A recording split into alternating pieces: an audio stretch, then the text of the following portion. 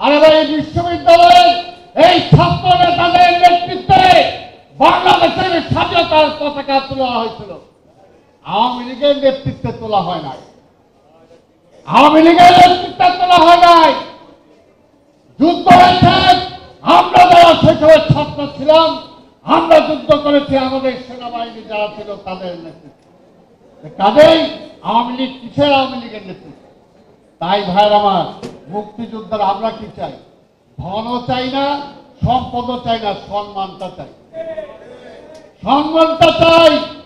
আল্লাহর রাস্তায় বলবো, আজকে মৃত্যু পথের কাছাকাছি আমরা চলে আসছি। কাজী বলবো আমাদের সম্মানটা নিয়ে খেলা করেন না, সম্মানটা রাখেন, আমাদের সম্মান রেখে কথা বলবেন, সম্মান দিয়ে কথা বলবেন। মুক্তিযোদ্ধাদের যতটুকু যে সম্মান দেওয়া দরকার তার চেয়ে 1 ইঞ্চি কম হইল আবার মুক্তিযোদ্ধারা কিন্তু দাঁড়ায় যাবে। এটা মনে করেন, বয়স যতটুকুই হোক না কেন, কাজে এই কথাটা খেয়াল রাখতে হবে। তাই সমবেত বন্ধু আমার, আজকে পরিষ্কার কথা যেটা বলতে চাই, আমার অন্য কোনো কথা না, পয়েন্ট টু পয়েন্ট।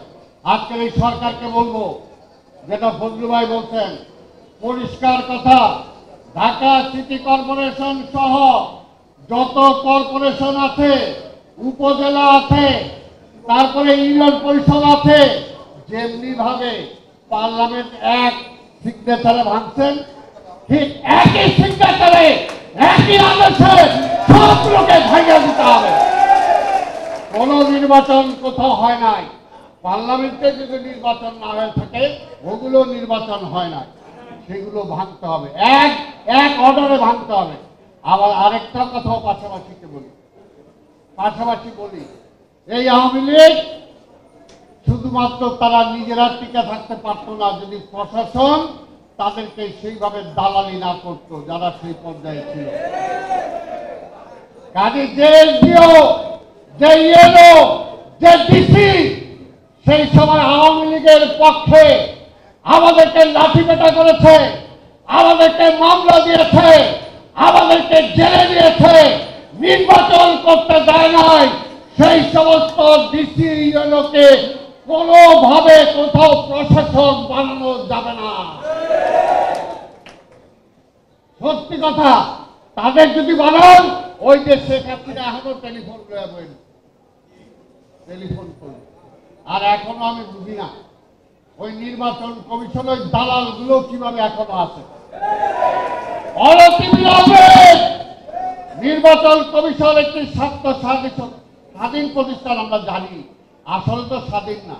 তাই প্রধান নির্বাচন কমিশন থেকে শুরু করে যারা আছেন অনতিবিলম্বে পদত্যাগ করেন,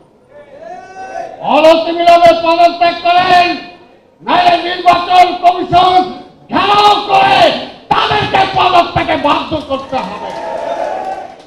দালালি করছেন, দালালি করে আওয়ামী লীগের হাসিনা যে নাম দিয়ে দিছে তাদেরকে নির্বাচিত ঘোষণা করছেন। এখন বলবেন আপনারা পারেন নাই, তাহলে ওই সময় তো বলছিলাম চাকরি ছেড়ে দেন, ছাড়েন নাই কেন? কাজে এখনো সময় আছে, চাকরি ছাড়েন। আর চাকরি না ছাড়লে আপনার নির্বাচন কমিশন ঘেরাও করে আপনাদেরকে চাকরি ছাড়ানো হবে। সোজা কথা বলতে চাই।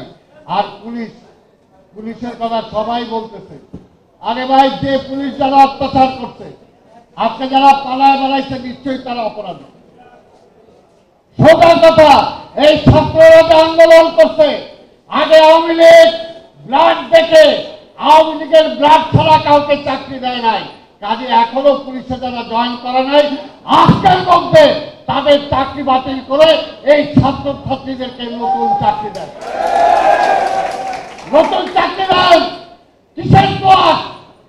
কিসের তোয়াজ করতে হবে? 90 টাকা, এটাই হলো 90 টাকা। রাজাকারদের তোয়াজ করেই না, চেয়ারে বসাইতে হবে। এখনো কেন আইনের বিরুদ্ধে মামলা হয় না? যে আইনি ছিল তার বিরুদ্ধে এখনো কেন মামলা হয় না? পুলিশ কমিশনের বিরুদ্ধে মামলা হয় নাই কেন? হারুনের বিরুদ্ধে কেন মামলা হয় নাই? রাষ্ট্র মামলা করতে হবে। রাষ্ট্রের শক্তি অপচয় করে, ক্ষমতা অপচয় করে তারা জনগণের উপর গণহত্যা চালাইছে। শেখ হাসিনার নেতৃত্বে এরা গণহত্যার আসামি সবাই। এখনো কেন স্বরাষ্ট্রমন্ত্রী কামালকে গ্রেফতার করা হয় নাই? কিসের সময় গ্রেফতার করেন? গণহত্যার আসামি হিসাবে তাদেরকে আদালতে নেন। আর আরেকটা বলবো, আদালতে নেওয়ার সময় কে কি বললো ভাই জানি না, রাস্তার দুই ধারে পচা ডিম নিয়ে বসে থাকবে। পচা ডিম, একদম পচা ডিম মারতে হবে, ভালো ডিম মারবেন না, পচা ডিম মারতে হবে পরিষ্কার। এই বাটা আইনমন্ত্রী আছিল, দিনের দিন প্রতিদিন খালি ব্যাখ্যা দিচ্ছে। এই পুলিশের মধ্যে আইনি সহ কিছু ছিল, কমিশনার নিজেরা বলছে আওয়ামী লীগকে আমরা ক্ষমতায় আনছি। তারা এখনো দিব্যি ঘুরে বেড়াবে, তারা আইনের আওতায় আনা হবে না, এটা হইতে পারে না। সে কাজেই এই সরকারকে যদি সার্থক হতে হয়, সরকারকে কঠিন হতে হবে এবং এই গণহত্যা যারা করেছে, আজকে জনগণের বিপক্ষে যারা খেয়েছে, তাদের বিরুদ্ধে ব্যবস্থা নিতে হবে। এবং দীর্ঘ 17 বছর লড়াই করতে যে, আন্দোলন করতে যে আমাদের যে সমস্ত নেতা কর্মীরা শহীদ হয়েছে, তাদের প্রতি শ্রদ্ধা জানাই। যারা আহত হয়েছে তাদের প্রতি শ্রদ্ধা জানাই। এখনো সেই সমস্ত মামলা এখনো আছে। শেখ হাসিনার বিরুদ্ধে মামলা হয় নাই, আমাদের মামলা আছে। অনতি বিলম্বে সেই সমস্ত সকল মামলা প্রত্যাহার করতে হবে, দীর্ঘ 15 থেকে 17 বছর এই হাসিনার বিরুদ্ধে, এই নবস্বৈরাচার শেখ হাসিনার বিরুদ্ধে আমরা লড়াই করেছি বলেই আজকে জুলাই বিপ্লব হয়েছে। এটা মনে রাখতে হবে। এটা 2 দিনে হয় নাই। আমরা দীর্ঘ 17 বছরের এই চলমান অনেক শহীদ হয়েছে, অনেক গ্রেফতার হয়েছে, অনেক খুন দিয়েছি আমরা, তার বিনিময়ে কিন্তু জুলাই বিপ্লব ঘটেছে। কাজে আমরা এটারও অংশীদার, এটা মনে রাখতে হবে।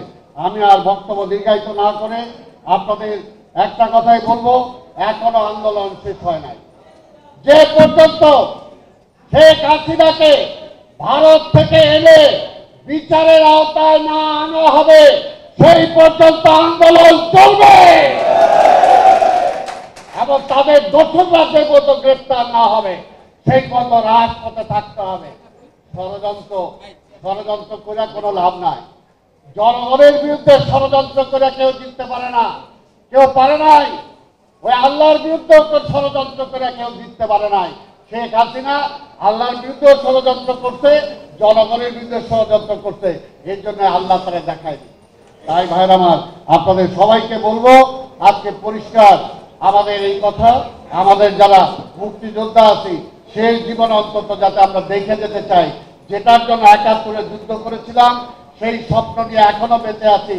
আবার 75 ঘটেছিল, তারপরেও সেই স্বপ্ন বাস্তবায়ন হয় নাই। 90 ঘটেছিল, বাস্তবায়ন হয় নাই।